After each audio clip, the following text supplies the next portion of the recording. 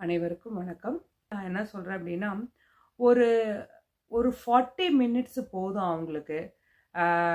ஒரு மேத்ஸுக்கோ, இல்ல ஒரு இங்கிலீஷ்க்கோ, இந்த 2க்கும் நீங்க இம்பார்ட்டன்ட். அதாவது ஒரு தாய்மொழி, அது போக அடிஷ்னலா இப்ப இங்க இங்கிலீஷுங்கிறனால இங்கிலீஷு, மேத்ஸ் மட்டும் சொல்லுவோம். நம்ம இந்தியால பார்த்தீங்க அப்படின்னா, தாய்மொழி அத அவங்க பேசிருவாங்க. அத ஸ்பெல்லிங் மிஸ்டேக் இல்லாம எழுதுறக்கு, படிக்கிறக்கு அதுக்கு நம்ம கொஞ்சம் டைம் ஒதுக்கணும். அது போக மேத்ஸ்க்கு, இங்கிலீஷ்க்கும் கண்டிப்பா டைம் ஒதுக்கணும். இந்த 3 விஷயத்த நீங்க பிரைமரி ஸ்கூல்ல ஃபோக்கஸ் பண்ணா போதும்.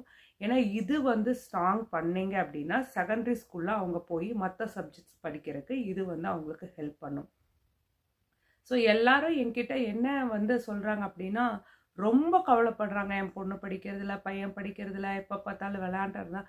பிரைமரி ஸ்கூல்லலாம் விளையாண்டுட்டு தான் இருப்பாங்க. ஏன்னா, ஒரு இயர் 5 வர வரைக்கும், அதாவது 5th ஸ்டாண்டர்ட் வர வரைக்குமே, இப்போ ஒரு கிளாஸ்ல ஒரு டீச்சர் ஒரு திட்டினாலோ, இல்ல மத்த ஃப்ரெண்ட்ஸுக்கு முன்னாடி நம்மள டீச்சர் திட்டுறாங்க, இல்ல ஏதாவது சொல்றாங்க அப்படிங்கிற ஒரு கூச்சமோ, இல்ல அந்த மாதிரியெல்லாம் அவங்க ரொம்பலாம் ஃபீல் பண்ண மாட்டாங்க. அந்த ஏஜ் அப்படி.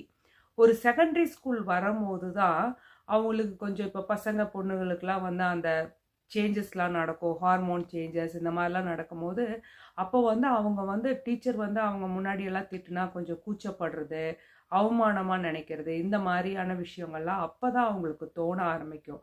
அப்ப பிரைமரி ஸ்கூல்ல இருக்கிற குழந்தைகளுக்கு நிறைய விளையாட விடுங்க.